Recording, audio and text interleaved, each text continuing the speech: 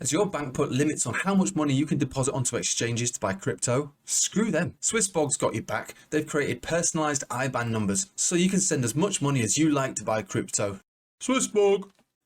Hello everybody, welcome back. Let's have a look at Bitcoin, and we'll do traditional markets as well. I've got a 3-year-old behind me on a tablet, so just be prepared for any sort of random requests that you might hear that I might need to tend to. But until that, let's get straight into it. So we'll start with Bitcoin then, shall we? So Bitcoin, we can see 3 days in a row so far in the red.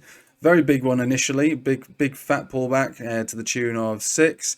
Then further down yesterday to the tune of 9, and completing so far to the tune of 8.5, we'll call it.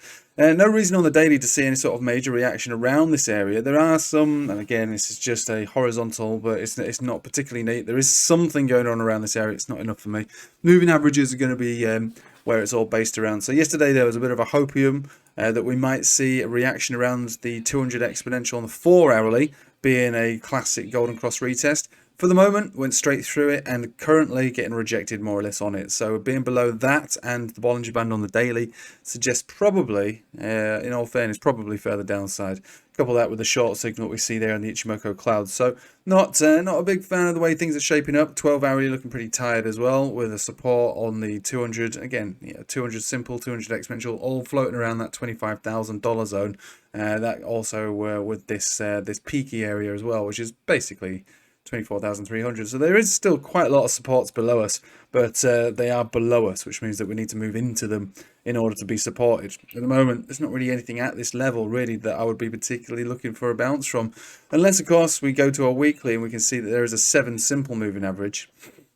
Now, if we're talking about sort of long term whatever, this is still a very decent structure. Absolutely no problem with the way that this is shaping up on the long term. In fact, I would say that if you didn't get into Bitcoin at any one of these levels that we did, and you're looking to apply some capital to the market, really, then yeah, these pullbacks are for you. They really are. Now, if you're looking to invest, obviously the higher term timeframes are going to be your best friend, and what we'd be looking at would be something along the lines of 10 exponential, which would be your first point of call. That correlates with this horizontal. That's obviously more of a thing if you focus on a daily. But we're talking 26,700 thereabouts. Below that, you got a 200 simple moving average. So this is like a really big deal. You come down to test that and you bounce from there. That would more or less confirm that the weekly is set for a long-term continuation trend, right? And that currently sits down here at just below 26. Now, if that breaks, there's still a 21 exponential down at 24,500, give or take, and then your Bollinger Band center down at 23,000, give or take, more or less. Below there, though, it's over. Not really. I mean, it's not over, but we would have to sort of probably wait for a much deeper, longer period of consolidation. But for the moment, yeah, the structure is still pretty sweet. If we can just turn everything off, I mean, it is okay. I mean, it's fine. And if you turn everything back on again, you can see we're above all major moving averages, and everything is looking good.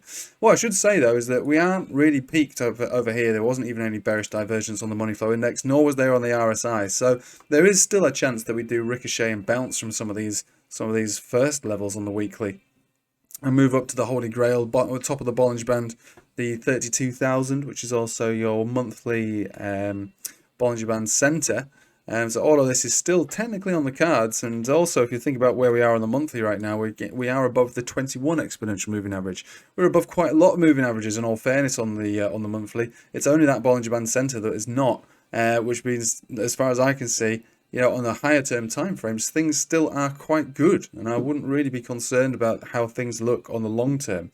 It's only the short term which is a problem. So there is a chance that we can recover, and we'll be focused on a 4-hourly for this.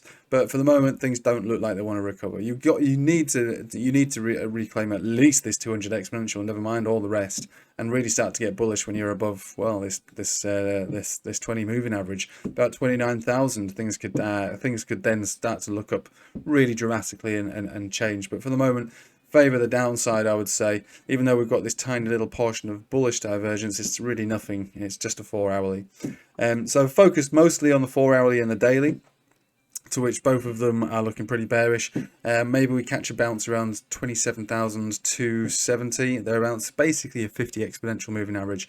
We might see a bounce there that could lift us back up to the top of the range around 29,000. So favour at the downside in the short term and mid term, I suppose, until we reclaim some of those zones that we've seen on the 4-hourly. And then, yeah, we get above 29,000 again, and yeah, 32,000 is pretty much on the cards. But for the moment, it's not, unfortunately. It's just not. But recognise what I said. The 4-hourly to the daily is actually a little bit bearish. And we should expect further downside as a result of those. But the weekly, still mega bullish, to be fair. Still mega bullish. Oh god, the 3-year-old needs a wee. So let me just run through traditional markets dead quick. I'll take you for a wee in just a second. Oh god. Right, so traditional markets. So it's still the same old, same old. S&P bouncing on, well, trying to bounce. Quite weak, but trying to bounce on this 10 exponential, but with a view to pull back a little further to 4,100, we'll call it. Bollinger Band Center. Golden Cross still in play, pump signal still in play. That's quite good. Gold, again, sort of looking slightly weaker than expected, breaking down at the moment, so we'll have to focus on and see how this continues over, well, today and next week. Not really looking for a position in it right now. I would probably think about a position around the 1949, 1950 or something along those lines. Total market 2, bouncing on the 50 exponential. That could be considered the first portion of a Golden Cross retest, similar to this one. Opportunities maybe in altcoins for bounces. Personally, I would wait to see if we break down a little lower. And the last thing, oh my god, it's all kicking off. I've got phone calls and everything. The last thing we'll be looking for would be the dominance chart breaking down below this zone for an actual alt season. Right, it's all mayhem's breaking loose over here. I'm going to leave it with you now, but thanks for watching. Take it easy.